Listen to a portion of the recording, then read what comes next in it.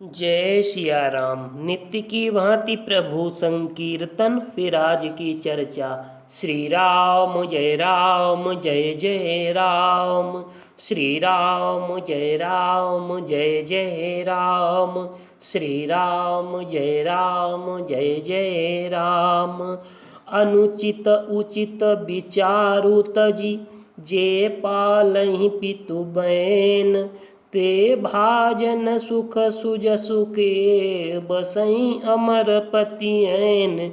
जो अनुचित और उचित का विचार छोड़कर पिता के वचनों का पालन करते हैं, वे यहाँ सुख और सुयश के पात्र होकर अंत में इंद्रपुरी स्वर्ग में निवास करते हैं।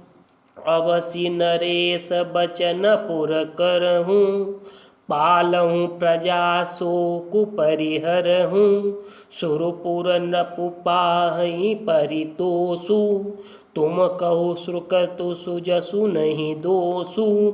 राजा का वचन अवश्य सत्य करो, शोक त्याग दो, प्रजा का पालन करो। ऐसा करने से स्वर्ग में राजा संतोष पाएंगे और तुमको पुण्य और सुंदर यश मिलेगा, दोष नहीं लगेगा। वेद विदित संबत सब ही का, जहि पितु देई सो पावई टीका। करहु राजु परिहरहु गिलानी, मानहु मोर बचन हित जानी। यह वेद में प्रसिद्ध है, स्मृति पुराण सभी शास्त्रों के द्वारा सम्मत है कि पिता जिसको दे वही राज तिलक पाता है। इसलिए तुम राज्य करो, ग्लानि का परित्याग कर दो, मेरे वचनों को हित समझ कर मानो। सुनि सुख लाभ राम बई देहि, अनुचित कहवन पंडित केहि। कौशल्यादि सकल महतारी, तेउ प्रजा सुख होहि सुखारी। इस बात को सुनकर श्री रामचंद्र जी और जानकी जी सुख पाएंगे और कोई पंडित इसे अनुचित नहीं कहेगा। कौशल्या जी आदि तुम्हारी सब माताएं भी प्रजा के सुख से सुखी होंगे। परम तुम्हार राम कर जानहि, सो सब विधि तुम सन भल मानहि।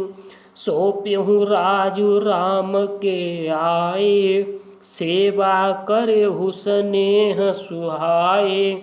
जो तुम्हारे और श्री रामचंद्र जी के श्रेष्ठ संबंधों को जान लेगा, वह सभी प्रकार से तुमसे भला मानेगा। श्री रामचंद्र जी के लौट आने पर राज्य उन्हें सौंप देना और सुंदर स्नेह से उनकी सेवा करना।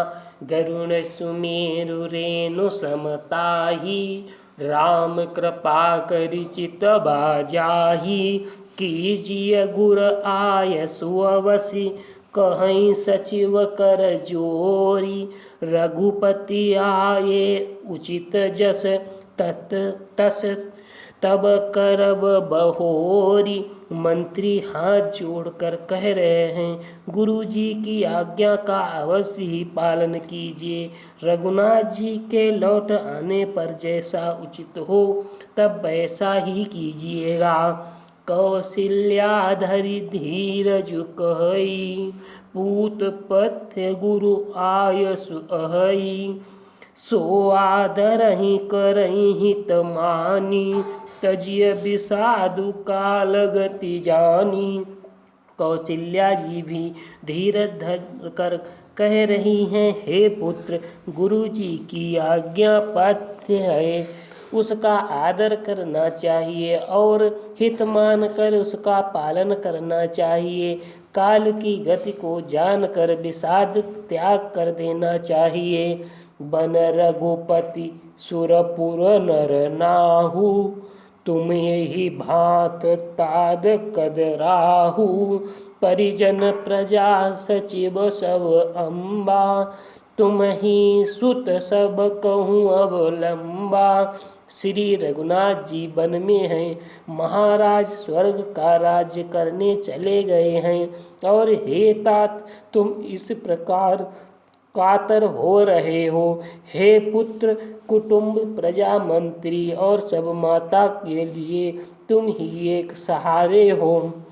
लखी विधि बाम काजु कठिनाई, धीरजु धरहु मातु बलि जाई।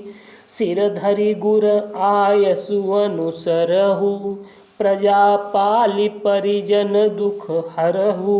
विधाता को प्रतिकूल और काल को कठोर देख कर धीरज धरो। माता तुम्हारी बलिहारी जाती है।